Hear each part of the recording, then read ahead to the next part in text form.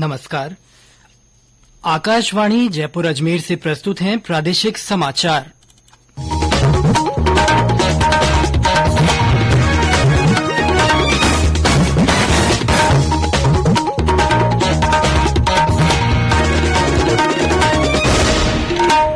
मुख्य समाचार। राष्ट्रपति द्रौपदी मुर्मू ने कहा, संवेदनशीलता और करुणा मानवाधिकारों को बढ़ावा देने की कुंजी। राज्यपाल कलराज मिश्र का आधुनिक जीवन शैली से जुड़े दुष्प्रभावों से बचने के लिए युवाओं का यौगिक दिनचर्या से जुड़ने का आह्वान। जोधपुर जिले के भूंगरा गांव में सिलेंडर हादसे में इलाज के दौरान 3 और लोगों की मृत्यु, मृतकों की संख्या 12 हुई। और प्रदेश के कई जिलों में दिन और रात के तापमान में उतार चढ़ाव का दौर जारी।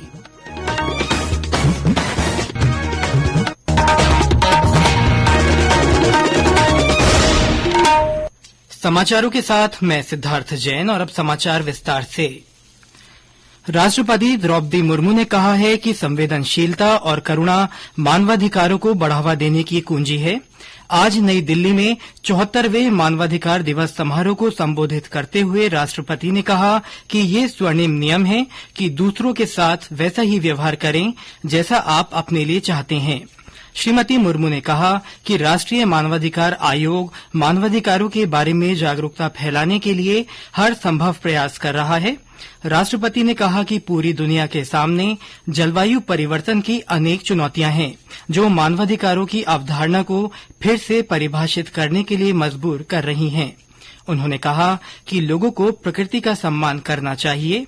ये न केवल नैतिक कर्तव्य है, बल्कि मानव के अस्तित्व के लिए भी जरूरी है। गौरतलब है कि मानवाधिकार दिवस हर वर्ष 10 दिसंबर को मनाया जाता है। 1948 में संयुक्त राष्ट्र महासभा ने मानव अधिकारों की रक्षा के लिए इसी दिन साझा मानक मानदंड के रूप में अपनाया और घोषित किया था। इस वर्ष का विषय है सभी के लिए गरिमा, स्वतंत्रता और न्याय। देश के 535 रेलवे स्टेशनों को एक स्टेशन एक उत्पाद विक्रय केंद्र के अंतर्गत लाया गया है। रेल मंत्री अश्विनी वैष्णव ने कल राज्यसभा में पूछे गए प्रश्न के लिखित उत्तर में ये जानकारी दी। केंद्र सरकार की वोकल फॉर लोकल योजना को प्रोत्साहित करने के उद्देश्य से एक स्टेशन एक उत्पाद योजना आरंभ की गई है। इस योजना का उद्देश्य स्थानीय उत्पादों के लिए बाजार और समाज के वंचित वर्गों के लिए आय के अतिरिक्त अवसर उपलब्ध कराना है।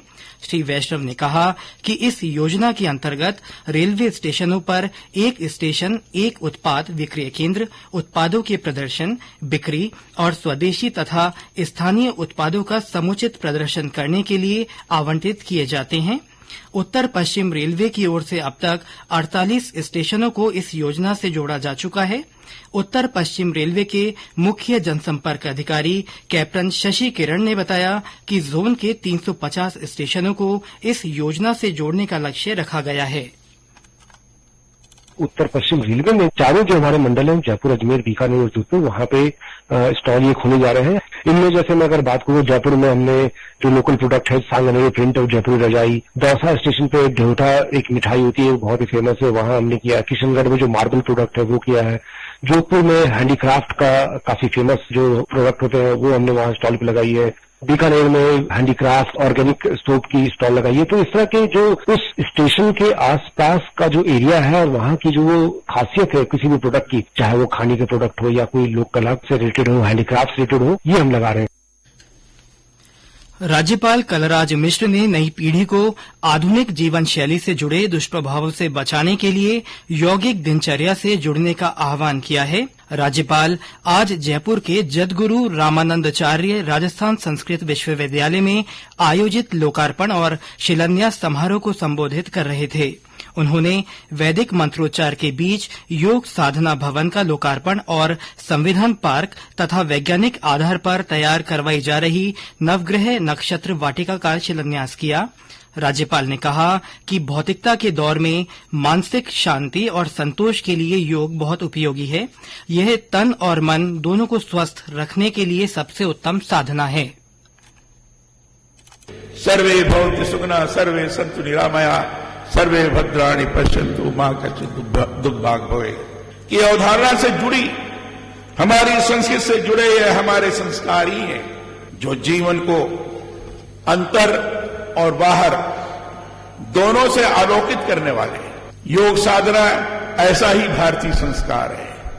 चित्तवृत्ति नियोगा योगा, चित्त और वृत्ति के नियोग को योग कहते हैं। तन और मन दोनों को स्वस्थ करने की ये सहज करने योग्य साधना है। राज्यपाल ने कहा कि संविधान से नई पीढ़ी जितना अधिक जुड़ेगी उतना ही हमारा लोकतंत्र सशक्त होगा। कार्यक्रम में संस्कृत शिक्षा मंत्री डॉक्टर वीडी कल्ला ने कहा कि प्रदेश में संस्कृत भाषा के उन्नयन के लिए व्यापक स्तर पर प्रयास किए जा रहे हैं। विश्वविद्यालय के कुलपति प्रोफेसर राम सेवक दुबे ने विश्वविद्यालय में किए जा रहे नवाचारों के बारे में बताया। सहकारी विभाग ने केंद्रीय सहकारी बैंकों में कृषि और अकृषि ऋण एकमुश्त चुकाने के लिए समझौता योजना को 3 महीने और बढ़ा दिया है। काश्तकार अब 31 मार्च 2023 तक इसका लाभ उठा सकेंगे। अजमेर केंद्रीय सहकारी बैंक के प्रबंध निदेशक बजरंग लाल ने बताया कि पहले ये योजना दिसंबर महीने तक लागू की गई थी। सहकारिता विभाग के संयुक्त सचिव की ओर से इस संबंध में आदेश जारी किया गया है। ये समाचार आकाशवाणी जयपुर अजमेर से प्रसारित किए जा रहे हैं। समाचारों में आपका फिर से स्वागत है। जोधपुर जिले में शेरगढ़ के भूंगरा गांव में गुरुवार को हुए सिलेंडर ब्लास्ट हादसे में 3 और लोगों की आज इलाज के दौरान मृत्यु हो गई। इस हादसे में मृतकों की संख्या 12 हो गई है। इनमें 7 बच्चे हैं। और ब्यौरा हमारे संवाददाता से। ग्रामीणों की ओर से एक के बाद एक चिताओं को अंतिम संस्कार किया जा रहा है। घायलों के बेहतर इलाज के लिए मुख्यमंत्री के निर्देश पर जयपुर से डॉक्टरों की टीम जोधपुर पहुंची और इलाज शुरू किया। 47 घायल अभी महात्मा गांधी अस्पताल में भर्ती है। इनमें 10 की हालत गंभीर है। ये 60% तक झुलस चुके हैं। हादसे की गंभीरता को देखते हुए मुख्यमंत्री कार्यालय से सीधी मॉनिटरिंग की जा रही है। इस मामले में मुख्यमंत्री ने जांच के निर्देश दिए। उसके बाद जिला रसद विभाग, जिला प्रशासन और पुलिस प्रशासन ने जांच शुरू कर दी है। केंद्रीय जल शक्ति मंत्री गजेंद्र शेखावत ने कहा कि पीएम रिलीफ फंड से जो भी मदद मिलेगी वो उपलब्ध करवाई जाएगी। गौरतलब है कि 8 दिसंबर को भूंगरा गांव में सिलेंडर फटने से लगी आग से पूरी ढानी जल गई थी। शादी समारोह में आग लगने से भोजन कर रहे कई लोग झुलस गए थे। भारतीय प्रतिभूति विनिमय बोर्ड सेबी की ओर से आज जयपुर में रिसोर्स पर्सन अवेयरनेस कार्यक्रम आयोजित किया गया। कार्यक्रम में सेबी के पूर्णकालिक सदस्य अश्विनी भाटिया ने उपस्थित रिसोर्स पर्सन से जनता को सुरक्षित निवेश के बारे में जानकारी दी। श्री भाटिया ने आकाशवाणी समाचार के साथ बातचीत में कहा कि लोगों को बचत करने के साथ साथ निवेशक भी बनना चाहिए।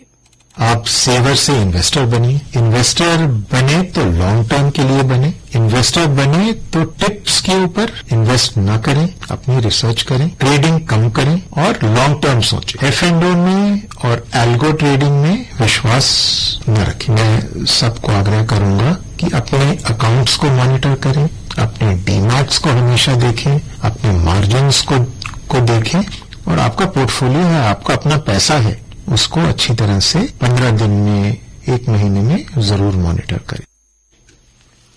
बीकानेर के महाजन फील्ड फायरिंग रेंज में भारत और ऑस्ट्रेलिया की सेना का संयुक्त युद्धाभ्यास ऑस्ट्रा हिंद 2022 का कल समापन होगा। आज इस युद्धाभ्यास के तहत दोनों सेनाओं ने आतंक और आतंकियों से निपटने की रणनीति का अभ्यास किया। ये युद्धाभ्यास 28 नवंबर से शुरू हुआ है। भारतीय सेना के ब्रिगेडियर एसपीएस रावत ने मीडिया को बताया कि ऑस्ट्रेलिया की सेना की 2nd डिवीजन की 13वीं ब्रिगेड के सैनिक अपने हथियारों सहित अभ्यास के लिए पहुंचे हैं, जबकि भारतीय सेना का प्रतिनिधित्व डोगरा रेजिमेंट के सैनिकों ने किया। उन्होंने बताया कि युद्धाभ्यास से दोनों देशों के जवानों को एक दूसरे की सैन्य तकनीक और युद्ध कौशल को समझने का मौका मिला है। राज्य सरकार ने जैसलमेर स्थित तनोट माता मंदिर क्षेत्र में पर्यटन को बढ़ावा देने के लिए सीमा सुरक्षा बल बीएसएफ को निःशुल्क भूमि आवंटित की है। बीएसएफ की ओर से विभिन्न निर्माण कार्य कराए जा सकेंगे। इस स्वीकृति से पर्यटकों मंदिर में दर्शन के साथ ही यहां बनने वाले इंटरप्रिटेशन सेंटर में सेना के अस्त्र शस्त्र, स्थानीय कला तथा संस्कृति और गौरवशाली इतिहास को जान सकेंगे। यहां पर्यटकों के लिए प्रतीक्षालय, कैफेटेरिया और पार्किंग एरिया भी विकसित किया जाएगा। गौरतलब है कि तनोट माता मंदिर की सार संभाल बीएसएफ द्वारा की जाती है। वर्षों से यह स्थल पर्यटकों के लिए आकर्षक का केंद्र रहा है। और अब मौसम। प्रदेश के कई जिलों में दिन और रात के तापमान में उतार चढ़ाव का दौर जारी है। ज्यादातर जिलों में अधिकतम और न्यूनतम तापमान सामान्य के आसपास दर्ज हो रहा है। अजमेर, अलवर, जयपुर, धौलपुर और श्रीगंगानगर समेत कई शहरों में बीती रात न्यूनतम तापमान 10 डिग्री सेल्सियस से ऊपर रहा। इधर नागौर, बारां के अंता, चूरू और चित्तौड़गढ़ में तापमान 10 डिग्री सेल्सियस से नीचे रहा। दिन के तापमान में भी कुछ बढ़ोतरी हुई है। मौसम केंद्र जयपुर के निदेशक राधेश्याम शर्मा ने बताया कि अगले 3-4 दिन तापमान में बड़े उतार चढ़ाव की संभावना नहीं है। कौशल विकास और उद्यमिता मंत्रालय सोमवार को 25 राज्यों और केंद्र शासित प्रदेशों की 197 स्थानों पर प्रधानमंत्री राष्ट्रीय प्रशिक्षु मेलों का आयोजन कर रहा है। मंत्रालय ने एक वक्तव्य में कहा है कि मेलों में भाग लेने के लिए कई स्थानीय व्यापारिक संस्थाओं को आमंत्रित किया गया है ताकि उद्यमिता प्रशिक्षण के माध्यम से क्षेत्रीय युवाओं को अपने भविष्य बनाने के अवसर मिल सकें। मेलों में विभिन्न क्षेत्रों की कई कंपनियां भाग ले रही हैं। ये कंपनियां स्थल पर ही प्रशिक्षुओं का चयन करेंगी। जिन उम्मीदवारों ने 5वीं से 12वीं तक की परीक्षा पास की है और उनके पास कौशल विकास प्रमाण पत्र है या आईआईटी के डिप्लोमाधारी और स्नातक इस मेले में भाग ले सकते हैं। और अंत में मुख्य समाचार एक बार फिर। राष्ट्रपति द्रौपदी मुर्मू ने कहा है कि संवेदनशीलता और करुणा मानवाधिकारों को बढ़ावा देने की कुंजी है। राज्यपाल कलराज मिश्र ने आधुनिक जीवन शैली से जुड़े दुष्प्रभावों से बचने के लिए युवाओं का यौगिक दिनचर्या से जुड़ने का आह्वान किया है। जोधपुर जिले के भूंगरा गांव में सिलेंडर हादसे में इलाज के दौरान 3 और लोगों की मृत्यु हुई है। मृतकों की संख्या 12 हो गई है। और प्रदेश के कई जिलों में दिन और रात के तापमान में उतार चढ़ाव का दौर जारी है। इसी के साथ प्रादेशिक समाचार बुलेटिन समाप्त हुआ। नमस्कार।